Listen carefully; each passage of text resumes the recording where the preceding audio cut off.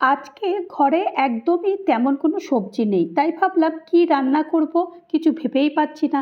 তো হঠাৎ করেই মনে পড়লো যে এই রান্নাটা তো করাই যায়। তো চলো, এই রান্নাটা করতে গেলে কিছুই লাগবে না, ঘরেতে সব কিছুই থাকবে। তো নমস্কার বন্ধুরা, আমার রান্নাঘরে সবাইকে স্বাগত।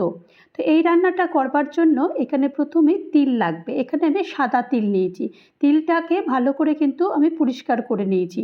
করে নেওয়ার পরে তারপরে একটা মিক্সিং জার নিয়ে নিয়েছি। জারের মধ্যে প্রথমে একটু পোস্ত নেব। পোস্তটা আমি 3 চামচ মতো নিয়েছি। তোমরা তোমাদের পরিমাণ মতো নিয়ে নিও। আর 3 চামচ মতোই আমি এখানে সাদা তিল নিয়েছি, কারণ এখানে কিন্তু আমার কোনো বেশি জিনিসই লাগবে না, শুধু এই তিল আর পোস্ত দিয়েই পুরো সবজিটা তৈরি হয়ে যাবে। তো প্রথমে এটা ভালো করে একটুখানি গুঁড়িয়ে নিয়েছি।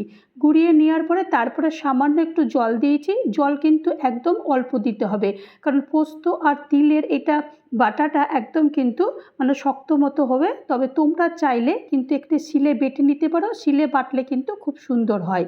তো আমার কাছে এই মুহূর্তে শিলনোড়া নেই, সেই কারণে আমি শিলনোড়াতে বাটিনি, আমি মিক্সিতেই বেটেছি।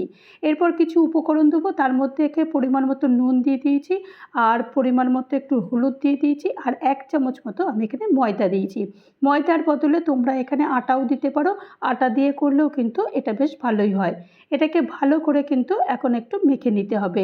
এই যে আমি যেমন মেখেছি ঠিক সেই রকম করে ভালো করে এটাকে মেখে রেখে দিতে হবে। তো এখন মাখা হয়ে গেছে, এবার চলো এটা ভাজবো। তো ভাজবার জন্য গ্যাসে কড়াই বসিয়ে দিয়েছি, দিয়ে একটু পরিমাণ মতো তেল দিয়েছি। একটু তেলটা বেশি করেই দিয়েছি, কারণ রান্নাটাও পুরোটাই ওই তেল দিয়েই করে নেব। তো এখন এবার বড়াগুলো দিয়ে দেবো। একটু একটু করে ছোট ছোট করেই আমি বড়া তৈরি করছি, কারণ আমি তো খুব কম পরিমাণে করছি। তোমরা চাইলে এখানে বেশি পরিমাণ করে নিতে পারো। যদি বেশি পরিমাণ করো তা এই মাপগুলোও কিন্তু একটু বেশি করে নিয়ে নিও, তাহলেই হয়ে যাবে। তো আমি অল্প করে করছি, তাই এখানে অল্পই হয়েছে। তো এই বড়াগুলো সব আমি দিয়ে দিয়েছি। দিয়ে দেওয়ার পরে এবার একটুখানি প্রথমে নিচের দিকটা হতে দেবো। প্রথমেই কিন্তু খুন্তিটা লাগাবো না। খুন্তিটা প্রথমেই লাগিয়ে দিলে কিন্তু তাহলে বড়াগুলো ঠিক ভালো হবে না, আর এই যে আপনা আপনি উঠে যাচ্ছে সেই ওটা উঠবে না। তো এটাকে বেশ ভালো করে একটুখানি হতে দিয়েছি, নিচেরটা হতে দেওয়ার পরে তারপরে বড়াগুলোকে একটু উলটপালট করে দিচ্ছি। এইরকমভাবে বড়া ভাজলে কিন্তু বড়াগুলো নিচে লেগেও যায় না, আর বড়াগুলো খুব ভালো কিন্তু ভাজা হয়। তো এখন এগুলোকে ভালো করে একটুখানি উল্টে পাল্টে করে ভেজে নিচ্ছি। দেখো, আমি কিন্তু খুব যে একদম কড়া কড়া ভেজেছি তা নয়, মোটামুটি একটু হালকা হালকা যখন একটু লাল লাল মতো হয়েছে সেই রকম মতো ভেজেছি, বেশি কিন্তু কড়া করিনি। কারণ বেশি কড়া করলে যখন ঝোলের মধ্যে দেব তখন কিন্তু এই বড়াগুলো ভালো নরম হবে না। তো সেই কারণে এরকম হালকা ভাজতে হবে। তো দেখো, বড়াগুলো তো আমি ভেজে নিয়েছি। বড়াগুলো ভেজে নেওয়ার পর সব এখন বড়াগুলো তুলে নিচ্ছি। তেলটা অনেকটাই রয়েছে, এতটা তেল দিয়ে রান্না করব না, তাই তেলটা একটু কমিয়ে নিয়েছি। কমিয়ে নেওয়ার পরে তারপরে একটা আলু ডুমো ডুমো করে কেটেছি, সে আলু দিয়ে দিয়েছি, স্বাদ মতো নুন দিয়ে দিয়েছি, আর 1/2 চামচ মতো এখানে হলুদ দিয়ে দিয়েছি। দিয়ে দেওয়ার পরে তো প্রথমে আলুগুলোকে একটুখানি ভালো করেই বেশ ভেজে নেব। তা আলুগুলো একটু উল্টে পাল্টে করে দিয়েছি, দিয়ে তারপরে আলুগুলো ভেজে নিয়েছি। আলুগুলো ভাজা হয়ে গেছে, এখন আলুগুলোকেও সব আমি এখন তুলে নিচ্ছি। ওই তেলেই পুরো রান্নাটা করব। এখন আমি এখানে 1/2 চামচ মতো এখানে জিরে দিয়েছি, অর্থাৎ গোটা জিরে দিয়েছি, আর একটা তেজপাতা দিয়েছি। আর এখানে 1 চামচ মতো আদা বাটা দিয়েছি। আদাটা দেওয়ার পরে ভীষণ কিন্তু ফুটছিল, সেই কারণেই জলটা দিয়ে দিয়েছি। দিয়ে দেওয়ার পরে একটা টমেটো দিয়ে দিয়েছি, আর 3টে কাঁচা লঙ্কা দিয়েছি। ঝালটা তোমরা তোমাদের স্বাদ অনুযায়ী দিও। আমি তো এখানে 3টে কাঁচা লঙ্কা দিয়েছি, তোমরা চাইলে বেশিও দিতে পারো। এখন স্বাদ মতো নুন দিয়ে দিয়েছি, আর 1/2 চামচ মতো হলুদ গুঁড়ো দিয়ে দিয়েছি। দিয়ে এবার মশলাটা কষাবো, কারণ টমেটোটা সবে দিয়েছি, তো টমেটোটা একটু নরম হতে হবে। তো সেই কারণেই টমেটোটাকে একটু কষাতে হবে। এরই মধ্যে আমি কিছু মশলা দিয়েছি, তার মধ্যে এখানে 1/2 চামচ ধনের গুঁড়ো দিয়েছি, 1/2 চামচ জিরের গুঁড়ো দিয়েছি, আর 1/2 চামচ আমি কাশ্মীরি লাল লঙ্কার গুঁড়ো দিয়েছি। এই কাশ্মীরি লাল লঙ্কার গুঁড়োটা শুধুমাত্র অপশনাল দিয়েছি, একটু রঙটা ভালো লাগবে সেই কারণে এটা দিয়ে দিয়েছি। তোমরা চাইলে এটা স্কিপ করতে পারো। এখন পুরো মশলাটা ভালো করে কিন্তু কষাতে হবে। দেখো, কষাতে কষাতে কিন্তু টমেটোটা বেশ কিন্তু এখন নরম হয়ে গেছে।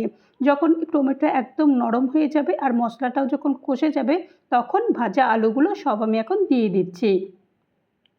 ভাজা আলুগুলো সব দিয়ে দিয়েছি, দিয়ে দেওয়ার পরে এটা ভালো করে এটাকে একটু কষিয়ে নিতে হবে যাতে আলুর মধ্যেও সমস্ত মশলা ঢুকে যায়।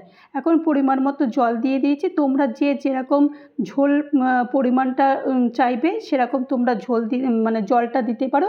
আমি এখানে একটু কম পরিমাণ জল দিয়েছি, কারণ আমি কিন্তু খুব একটা যে ঝোল তৈরি করব সেটা নয়। আর এখানে আমি 1 চামচ মতো এখানে চিনি দিয়েছি, কারণ নিরামিষের রান্না একটু চিনি না দিলে না ভালো লাগে না খেতে। আর যারা একদমই চিনি পছন্দ করো না তারা চিনিটা স্কিপ করে যেতে পারো। তো আমি ঢাকনাটা দিয়ে দিয়েছিলাম আলুটা সেদ্ধ হবার জন্য। তো দেখলাম ঢাকনা খুলে আলুটা সেদ্ধ হয়ে গেছে। আলুটা সেদ্ধ হয়ে যাওয়ার পরে এই বড়াগুলো দিতে হবে। আগে থেকে বড়াগুলো দিলে কিন্তু বড়াগুলো গলে যাবে, সেই কারণে আগে থেকে বড়া দিলে হবে না। আলুগুলো সেদ্ধ হয়ে যাওয়ার পর তারপরেই বড়াটা দিতে হবে। এরপরে আমি একটুখানি আর একটু স্বাদের জন্য 1 চামচ ঘি দিয়ে দিয়েছি। ঘিটা দিলে না মানে সম্পূর্ণ রান্নাটা হবে আর কি।